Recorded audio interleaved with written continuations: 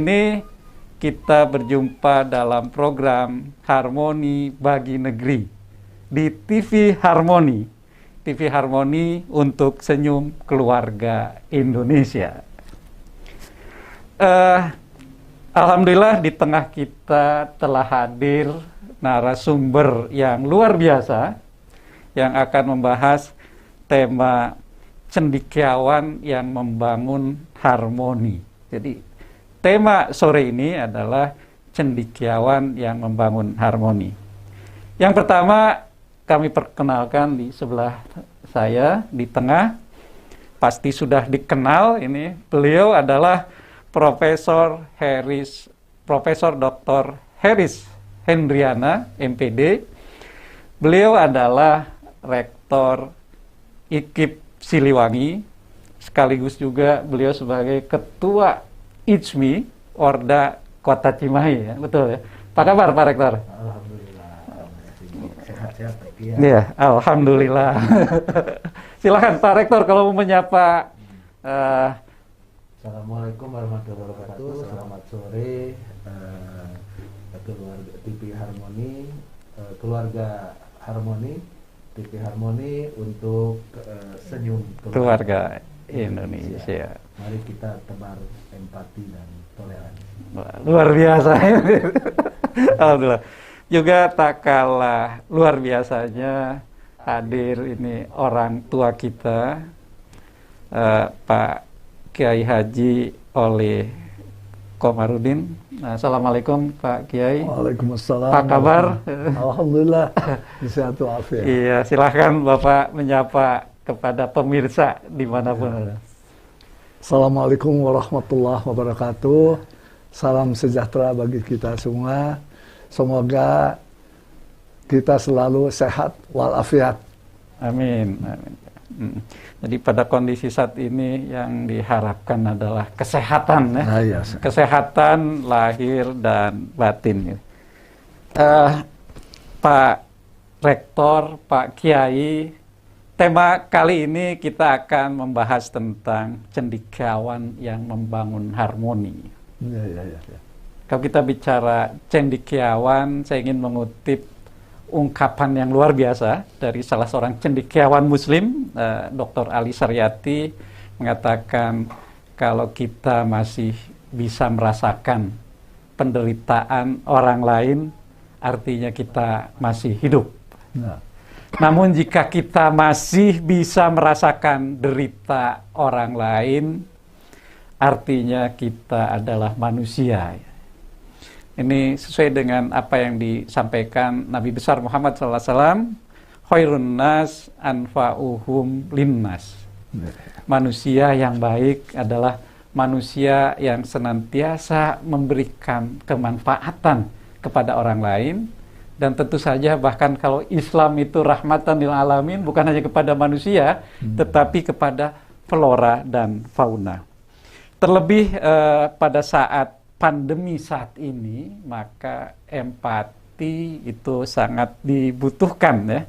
Karena dalam kondisi pandemi saat ini, hampir di semua ruang dan tempat itu orang merasakan bisa jadi penderitaan, ya, dengan berbagai level, ya.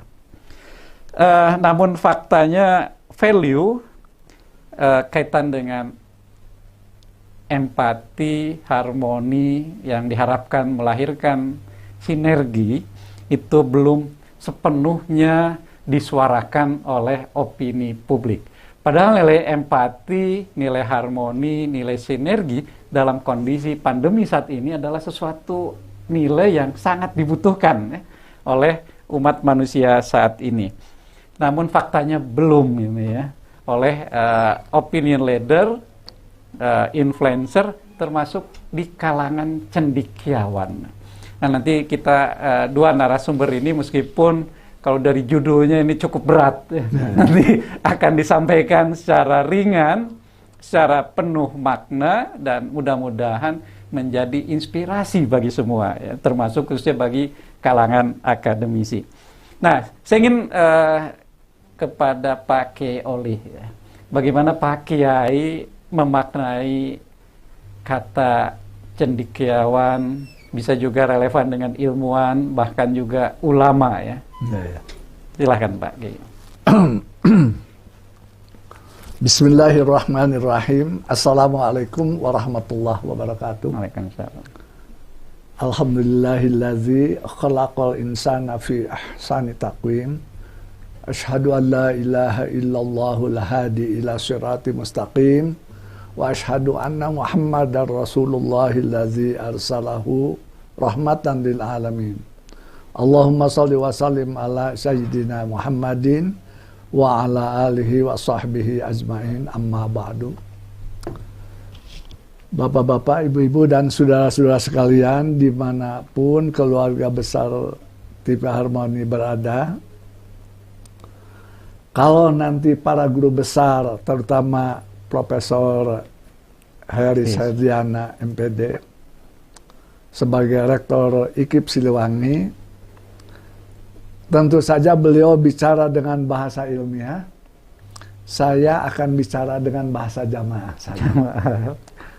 Kita akan bicara apa yang diungkapkan oleh Pak Erik tadi, Pak Eki tadi, sekitar itu barangkali. Yeah. Mohon waktunya. Yeah, silakan Pak Kiai. Saudara-saudaraku sekalian, di mana saja Anda berada, di dalam sejarah peradaban manusia, sejak zaman dahulu kala, tidak ada negara yang bubar karena krisis ekonomi. Tapi negara hancur karena krisis akhlak. Innamal umamul akhlaku ma baqiyat wa inhum zahabat akhlakuhum zahabu. Kokoh kuatnya suatu umat karena akhlak. Akhlaknya rusak, hancurlah umat itu. Dengan kata lain, jikalau akhlak rusak, ekonomi paburantak. Akhlak bejat, ekonomi rujad. Akhlak renyul, ekonomi amburadul. Hal itu sudah menjadi sunatullah. Tatkala terjadi krisis akhlak, maka pasti akan merembet kepada krisis ekonomi, sosial, budaya, agama, sampai kepada pertahanan dan keamanan. Saudara-saudara, apa itu akhlak? Akhlak, moral, budi pekerti adalah suatu sikap yang digerakkan oleh jiwa yang menghadirkan tindakan dan perbuatan. Menurut pakar pendidikan ada 3 sikap yang diperlukan kita sekarang. Pertama, jujur. 2, tanggung jawab. 3, disiplin. Pegawai pandai tidak jujur akan mencuri. Pegawai pandai tidak disiplin akan merusak situasi kerja. Pegawai pandai tidak bertanggung jawab akan bekerja semau gue. Sehingga ada celotehan yang berkembang di masyarakat sekarang. Mencari orang pandai mudah, mencari orang jujur susah. Mengapa Selandia Baru menjadi negara yang teraman, ternyaman, dan termakmur di dunia? Ternyata Pak Eki, bukan karena pendidikan mereka lebih baik daripada kita. Bukan. Tetapi karena aparat dan rakyatnya jujur dan disiplin.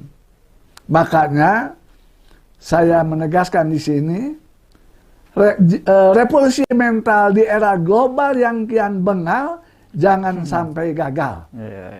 Ikhtiar total di era digital menjadi hal yang amat vital dan fundamental. Sebab jika revolusi mental gagal, sudah bisa dipastikan itu akan melahirkan generasi yang pandai dalam logika tapi dungu dalam realita. Yang wawasan ilmunya meningkat tapi akhlaknya merosot. Seperti yang diungkapkan oleh Rektor Morehouse College, Georgia, yaitu Benjamin Mays, mengatakan bahwa perguruan tinggi telah mencetak manusia-manusia yang tidak utuh. Manusia yang bernalar tinggi akan tetapi berhati kering. Sarjana-sarjana yang beraksasa dalam teknik tapi masih merayap dalam etik. para intelektual yang pongah dengan ilmu pengetahuan, akan tetapi kebingungan dia di dalam menikmati kehidupan. Saudara-saudara, untuk itulah Nabi besar Muhammad SAW diutus Sang Pencipta. Sebagaimana sabdanya, innama bu'istu liutammima makarimal akhlak. Sesungguhnya aku diutus untuk menyempurnakan akhlak. Beliau bicara akhlak bukan dalam slogan, bukan dalam wacana, tapi aplikasi. Bukan narasi, tapi bukti. Beliau memberi contoh tauladan dalam amar ma'ruf nahi munkar, tak pernah keluar kata-kata kasar. Misalnya di Amerika, kata seorang ustadz di sana, bagi masyarakat Amerika, hal yang paling menarik dari Islam itu ialah akhlaknya atau moralitasnya. Karena Islam mengajarkan rendah hati, pertemanan, kerjasama, saling menghormati, dan toleransi.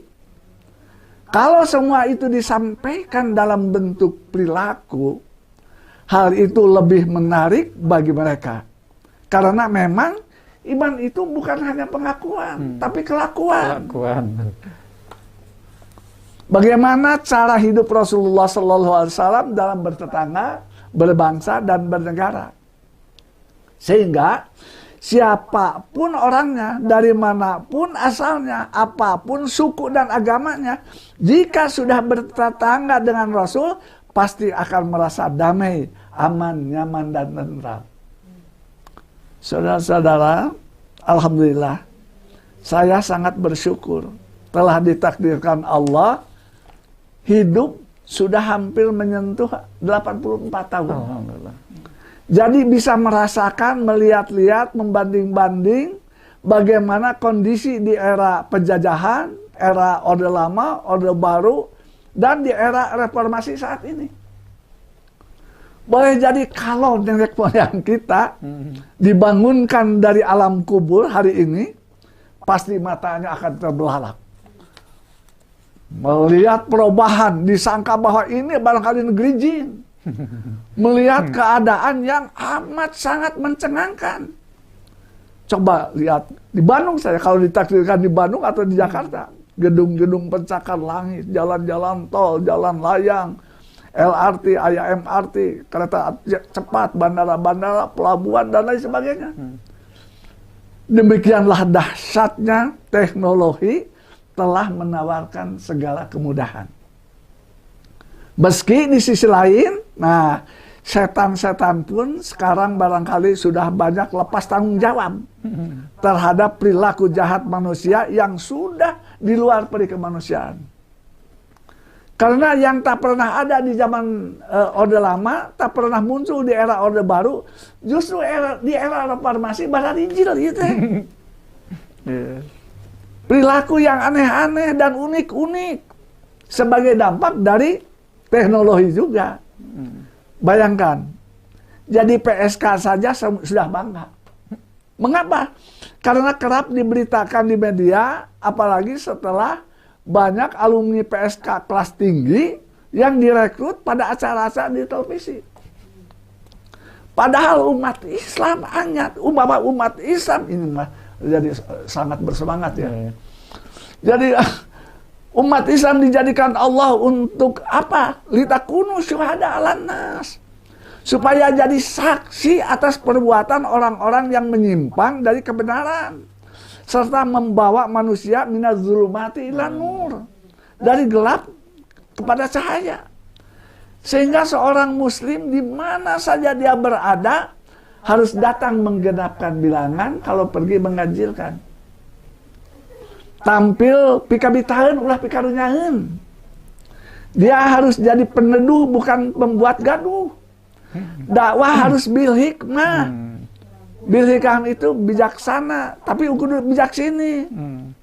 Harus tidak boleh mengejek, tapi harus mengajak.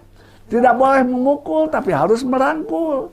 Tidak boleh menghajar, tapi harus mengajar. Dengan kata lain, seorang dai harus tegas dalam bersikap, kukuh dalam pendirian, santun dalam bertutur kata. Moto yang harus dikembangkan seharusnya dalam situasi sekarang, dalam situasi COVID-19 yang demikian ganas dan belum tuntas, kita berantas. Harusnya yang dikembangkan adalah moto satu dalam akidah, tasamuh dalam puru. Cari persamaan di tengah perbedaan, tidak mencari perbedaan di dalam persamaan. Itu seharusnya yang dikembangkan oleh kita. Jadi sebaiknya yang namanya seorang cendekiawan, seorang intelektualan, bukan intelektualan ya, intelektualan. Jadi seharusnya menjadi apa itu? Menjadi perekat penyatuan ya udah. Seperti Rasulullah, Ajizun alaihi ma'atitum harisun alaikum bil mu'minina raufur rahim. Itu yang seharusnya jadi seorang seorang cendekiawan atau seorang intelektual. Ya. Ya, sekian barangkali dulu. Iya, luar biasa ini